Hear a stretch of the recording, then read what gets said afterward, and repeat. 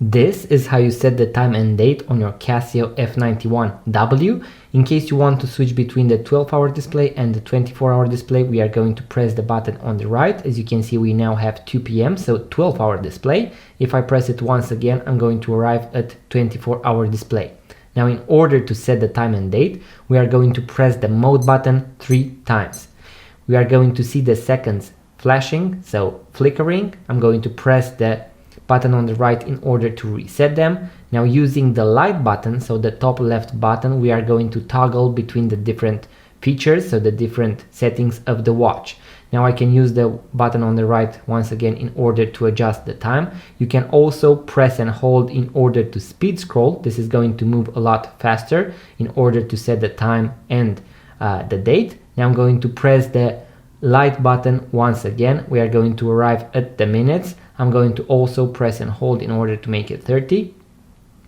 Once you get closer, you can release the button and go one by one. Then I'm going to press the light button once again. Here I can select the month. I'm going to make it January or February. Then I'm going to press the light button once again in order to set the day of the month. Let's make it 25. Once again, press and hold in order to speed scroll.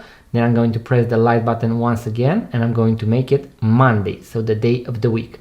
If you press the light button, we are going to arrive once again at the beginning, so at setting the seconds. If you made a mistake, you can toggle and fix whatever you need. Once you are done, make sure to press the mode button and you are done. You have correctly set the time and date on your Casio F91W.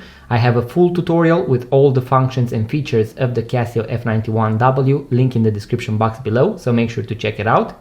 If you found this video useful, guys, make sure to give it a thumbs up, leave a comment, let me know what you would like to see next on the YouTube channel. And if you are into watches, vintage watches, watch tutorials, watch reviews and watch unboxing videos, make sure to subscribe to this YouTube channel, guys, and I'm going to see you on the next video.